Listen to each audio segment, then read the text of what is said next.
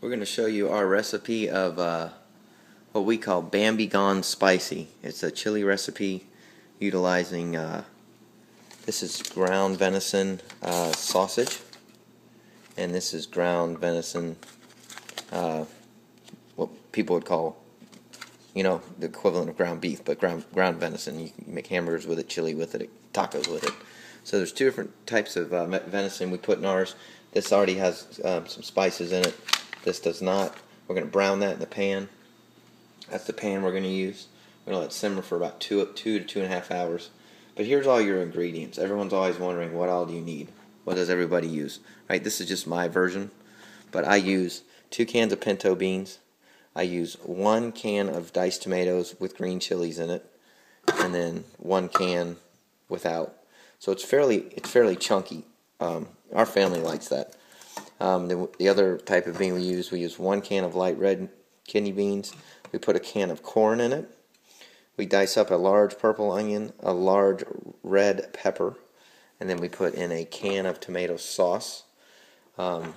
Sometimes you need more sauce than that, but I always like it to be less sauce than more sauce.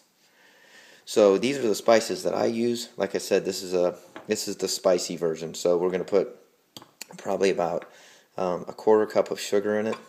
We're going to put probably 4 or 5 dashes of this. I'll show you when we do this. I don't use a lot of this. I think it's overused a lot of times.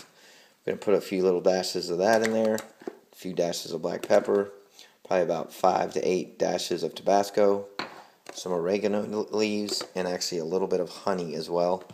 And at the end, I put in a little bit of butter. I'll probably put in about that much, so about 1/5 of the stick. I read that somewhere. I realize it's not that healthy, but it just kind of gives it a little bit more of a background, of a flavor. So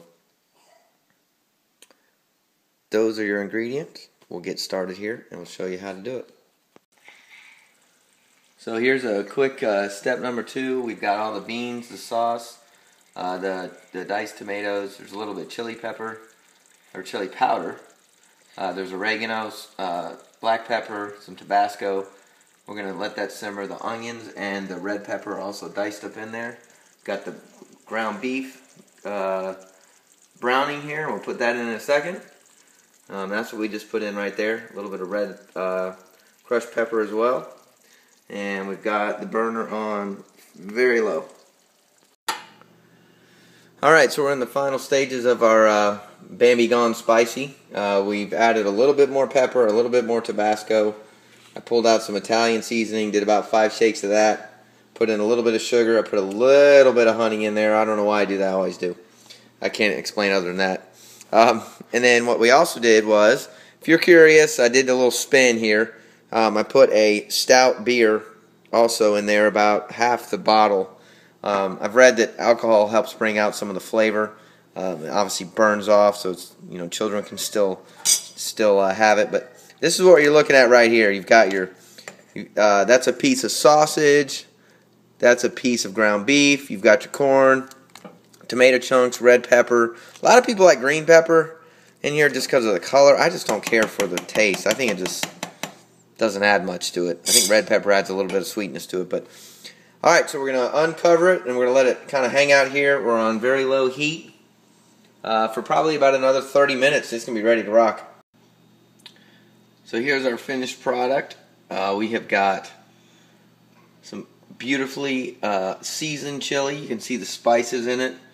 Corn adds good color to it. We added a little bit more black pepper and Tabasco, as well as crushed pepper.